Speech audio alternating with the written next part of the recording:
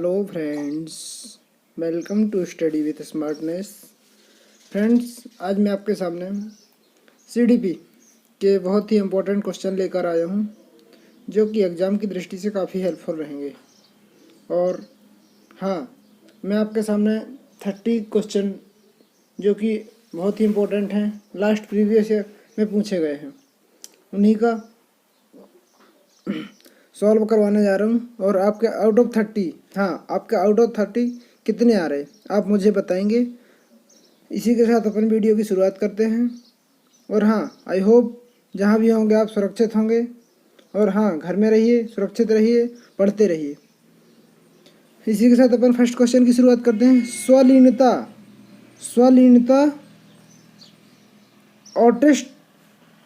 Autistic बच्चों की कठिनाई होती है। स्वलीनता फ्रेंड्स, स्वलीनता बताना आपको क्या दृष्टि होती है या बुद्धि होती है, सामाजिक संपर्क, शारीरिक गतिशीलता। फ्रेंड्स, आपके सामने ऑप्शन और आंसर दोनों दिख रहे हैं, तो सामाजिक संपर्क इज द करेक्ट आंसर, सामाजिक संपर्क। क्वेश्चन नंबर 2 पर चलते हैं। क्वेश्चन नंबर 2 का है, अनुप्रयुक्त व्यवहार विश्लेषण के लिए एक प्रभावी उपचारात्मक विधि माना जाता है। फ्रेंड्स, अनुप्रयुक्त व्यवहार विश्लेषण के लिए प्रभावी उपचारात्मक विधि कौन सी मानी जाती है? डिसलेक्सिया। तो फ्रेंड्स, डिसलेक्सिया के कार्य के लिए पठन संबंधी के लिए रहती है डिसलेक्सिया। और ADHD, ध्यान अभाव सक्रियता विचार। ASD is the correct answer. ASD का फुल फॉर्म होता है ऑटिज्म स्पेक्ट्रम डिसऑर्डर। ASD का फुल फॉर्म क्या होता है friends? AUTIZM, autism spectrum. SPECTRUM, spectrum disorder. Autism spectrum disorder. ADHD का होता है attention defeat hyper activity disorder. ADHD का फुल फॉर्म है, ADHD का है अटेंशन डिफिट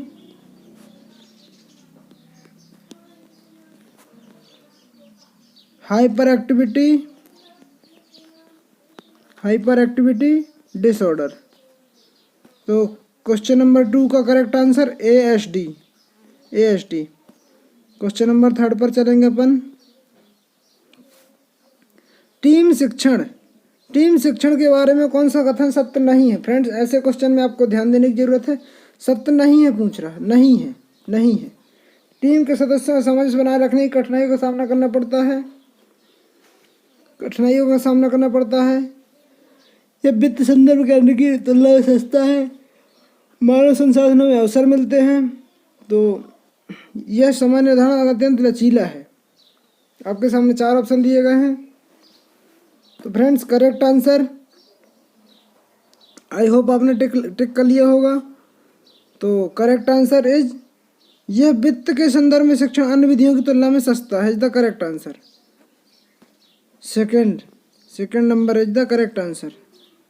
क्वेश्चन नंबर 4 पर चलेंगे अपन। निम्नलिखित में समस्या निर्माण से संबंधित है।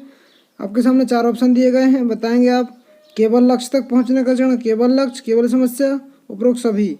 तो डी, उपरोक्त सभी इज द करेक्ट आंसर, उपरोक्त सभी।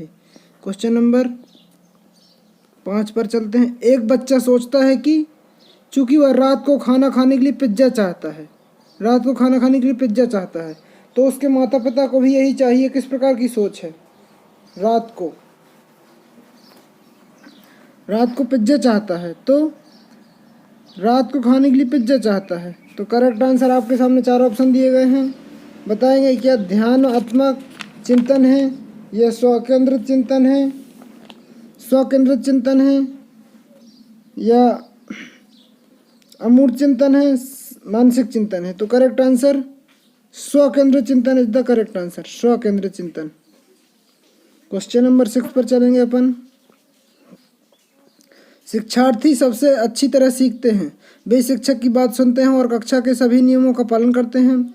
वे विषय को समझते हैं और अच्छे नोट्स लिखते हैं। वे प्रासंगिकता को समझते हैं और अध्ययन के लक्ष्य को प्राप्त करने के लिए प्रेरित होते हैं। वे सभी नियमों का पालन करते हैं और कक्षा में शांत रहते हैं। तो करेक्ट आंसर, वे प्रासंगिकता को समझते हैं, अध्ययन को प्राप्त करने के लिए प्रेरित रहते हैं। Correct answer. क्वेश्चन नंबर 6 पर चलेंगे। मानव मस्तिष्क को बुद्धि का केंद्र कहते हैं। मानव मस्तिष्क को बुद्धि का केंद्र कहते हैं। तो करेक्ट आंसर प्रमस्तिष्क। फ्रेंड्स, ये क्वेश्चन 2 बार आ चुका है। मानव मस्तिष्क बुद्धि का केंद्र, प्रमस्तिष्क सेरेबम 2 प्रकार का हो है। करेक्ट आंसर प्रमस्तिष्क। क्वेश्चन नंबर 8 पर चलेंगे अपन। सही प्रतिक्रिया और उचित व्यवहार को बढ़ाने के लिए निम्नलिखित कौन सा अच्छा तरीका है? आपके सामने 4 ऑप्शन दिए गए हैं। करेक्ट आंसर प्रशंसा।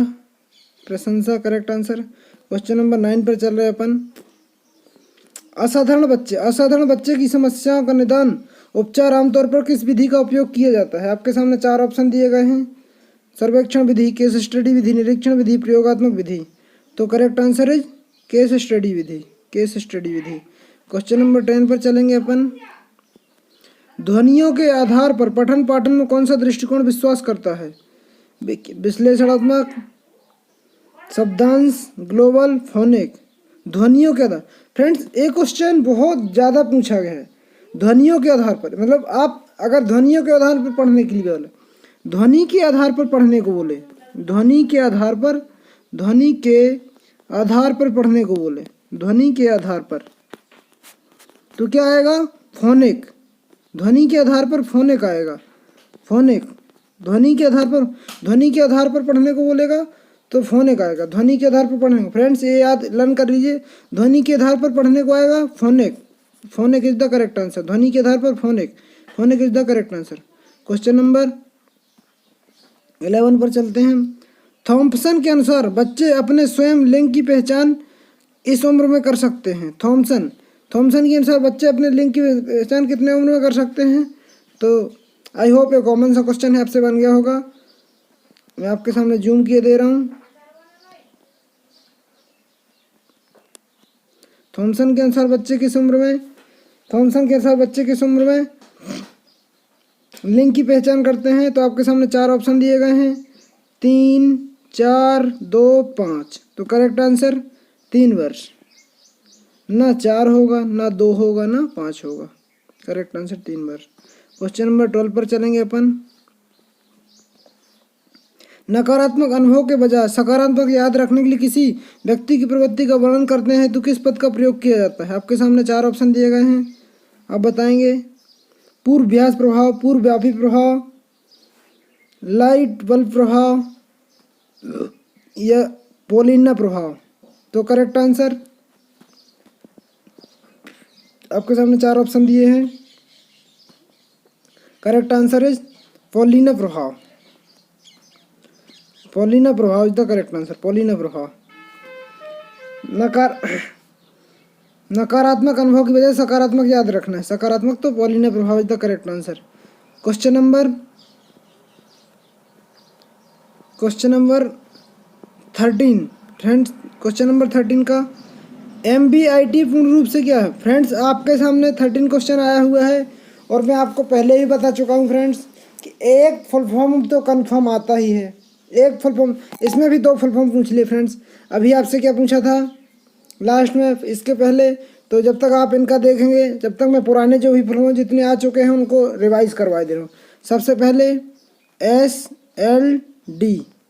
SLD का फुल फॉर्म था special learning disorder. Special learning disorder, ठीक है। सेकंड था SEN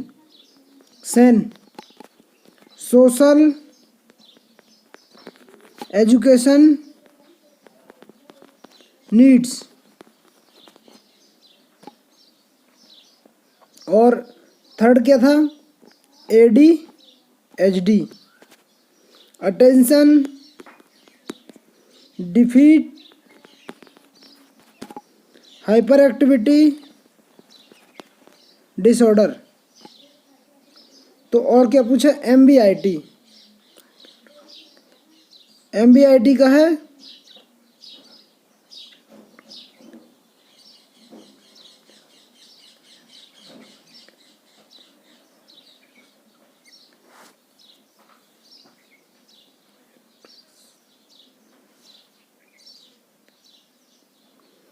इसका फुल फॉर्म है मायर ब्रैग्स प्रकार संकेतक।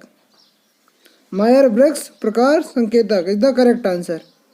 मायर ब्रैग्स प्रकार संकेतक V is the correct answer. Myers Briggs प्रकार संकेतक। MBT मतलब Myers Briggs type of indicator. Myers Briggs type of indicator, तो V is the correct answer. Myers Briggs MBIT का फुल फॉर्म फ्रेंड्स याद कर लेंगे, Myers Briggs type of indicator. Question number 14 पर चलेंगे अपन।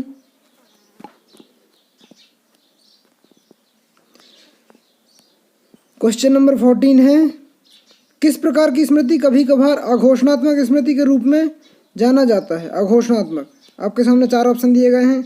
अघोषणात्मक स्मृति के बारे में बताना फ्रेंड्स। क्या आत्मचरित ऑटोमोबाइल स्मृति, तथ्यात्मक स्मृति, लघुकालीन स्मृति, प्रक्रियात्मक स्मृति? तो करेक्ट आंसर बताएंगे आप। तो करेक्ट आंसर है प्रक्रियात्मक स्मृति। प्रक्रियात्मक स्मृति is the correct answer. Question number 15 पर चलेंगे अपन। क्वेश्चन नंबर 15, वह आकलन जो पूरे पाठ्यक्रम के दौरान किया जाता है। फ्रेंड्स, वह आकलन जो पूरे पाठ्यक्रम के दौरान किया जाता है कौन सा आकलन कहलाता है? आपके सामने दिया गया है। क्या रचनात्मक आकलन कहलाता है, योगात्मक, नैदानिक, प्रारंभिक? तो करेक्ट आंसर इज रचनात्मक आकलन इज द करेक्ट आंसर। रचनात्मक आकलन is the correct answer. Question number 16 पर चलेंगे अपन। निम्नलिखित में से कौन सा बदमाशी का रूप नहीं है? फ्रेंड्स, आपको बदमाशी का रूप नहीं है बताना। इस टाइप के क्वेश्चन पढ़ने की बहुत ज़्यादा जरूरत होती फ्रेंड्स। बदमाशी का रूप नहीं है बताना आपको, है नहीं, नहीं है, नेगेटिव बताना आपको। तो आपके सामने 4 ऑप्शन, अन्य बच्चों को छेड़ना, अन्य बच्चों को धक्का देना, लंच परस्पर अथवा दूसरे बच्चों का अपमान करना। तो correct answer, I hope, lunch की पारंपरिक अदला बदली the correct answer. Question number 17 पर चलते अपन। निम्नलिखित में कौन सी नैदानिक प्रक्रिया क्लासिकल कंडीशन पर आधारित है? आपके सामने 4 ऑप्शन दिए गए हैं। टोटल इकोनॉमी, 2 चेयर तकनीकी स्थानांतरण और व्यवस्थित विश्वग्राहीकरण। तो करेक्ट आंसर व्यवस्थित विश्वग्राहीकरण इज द करेक्ट आंसर। व्यवस्थित विश्वग्राहीकरण is the correct answer. Question number 18 पर चलेंगे अपन। कौन सा गुणसूत्र यह निर्धारण करता है कि उत्तरदायी बच्चा नर पैदा हुआ है? बच्चा नर पैदा हुआ, कौन सा गुणसूत्र याद करता है आपके सामने? फ्रेंड्स, आपने देखा हो गुणसूत्र पढ़े होंगे। गुणसूत्र में कितने जोड़े पाए जाते हैं? 23 एक जोड़े में रहते हैं, 23 दोनों में। टोटल गुणसूत्र में 46 जोड़े पाए जाते हैं। गुणसूत्र में 46 जोड़े पाए जाते हैं। तो एक्स गुणसूत्र क्या होता है फ्रेंड्स? एक्स गुणसूत्र क्या होता है? एक्स होता है महिला का, महिला, और वाई होता है पुरुष का। तो नर के लिए पूछा उसने, तो करेक्ट आंसर वाई गुणसूत्र। वाई गुणसूत्र is the correct answer. Question number 19 पर चलेंगे अपन। यदि किसी बच्चे को पढ़ने और लिखने के अलावा किसी अन्य स्कूल में कोई समस्या नहीं है तो उसे निरूपित किया जा सकता है। पढ़ने और लिखने के अलावा कोई समस्या नहीं है तो उसे निरूपित किया जा सकता है। आपके सामने 4 ऑप्शन दिए गए हैं। आई होप आप बताएंगे 4 ऑप्शन में से करेक्ट आंसर।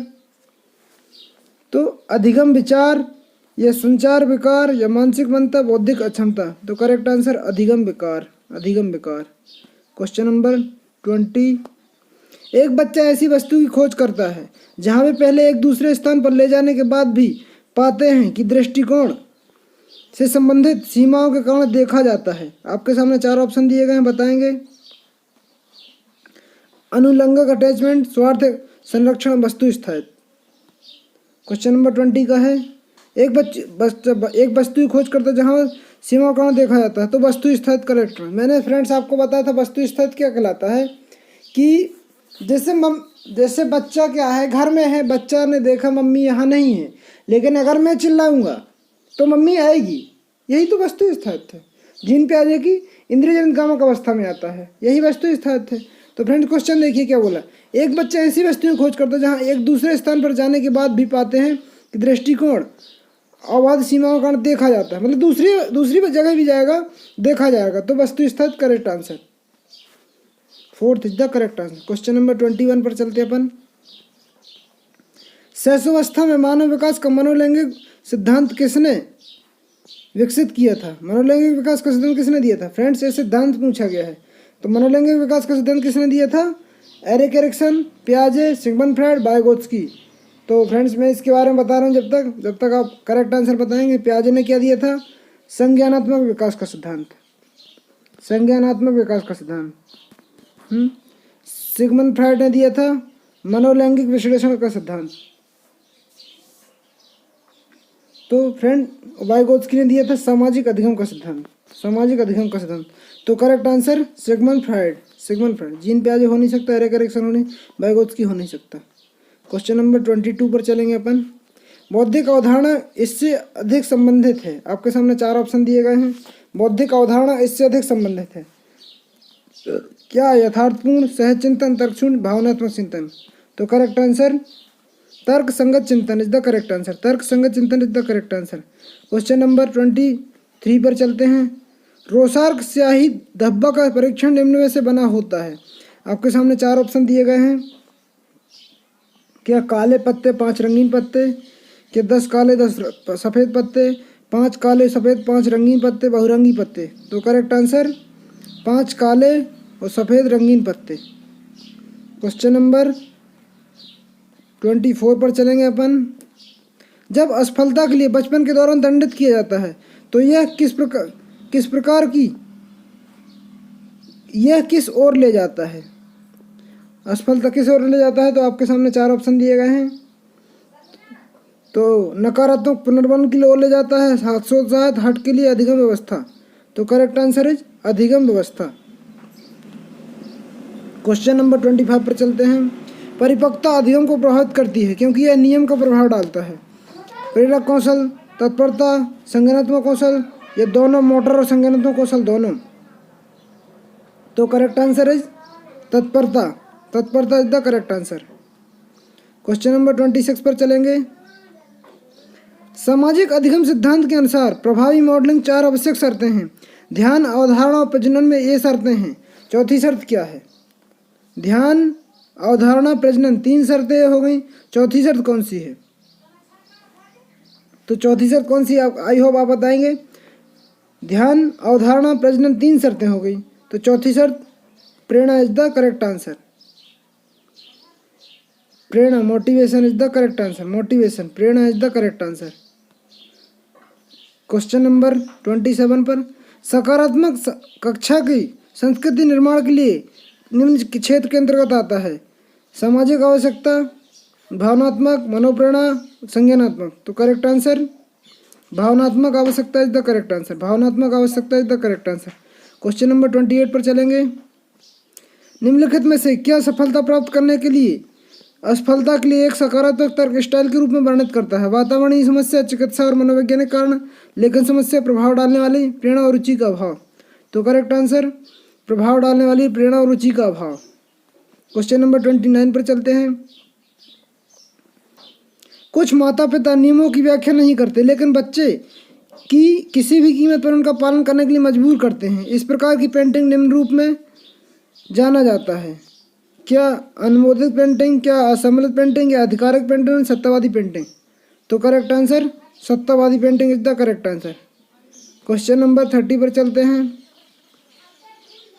मानव विकास में अध्ययन इस विधि को ध्यान में रखा जाता है। गर्भाधान से किशोरावस्था, जन्म से किशोरावस्था, जन्म से मरण, गर्भाधान से मृत्यु। तो करेक्ट आंसर गर्भाधान से मृत्यु is the correct answer. I hope friends मेरा प्रयास आपको कैसा लगा, और आप कमेंट बॉक्स में ज़रूर बताएंगे। और आपके 30 आउट ऑफ कितने आए फ्रेंड्स, ये भी बताइएगा। और हाँ, बार बार रिवाइज़ कीजिए क्योंकि लैंग्वेज बहुत टफ है फ्रेंड्स, तो इसको बार बार रिवाइज़ कीजिए। और जहाँ प्रॉब्लम आ रही मुझे आप कमेंट बॉक्स में मैसेज कीजिए और बताइए कहाँ प्रॉब्लम आ रही। मैं कोशिश करूँगा आपको एक्सप्लेन करने की। मिलते हैं अगले वीडियो में। जब तक घर में रहिए, सुरक्षित रहिए, पढ़ते रहिए। Okay bye, take care.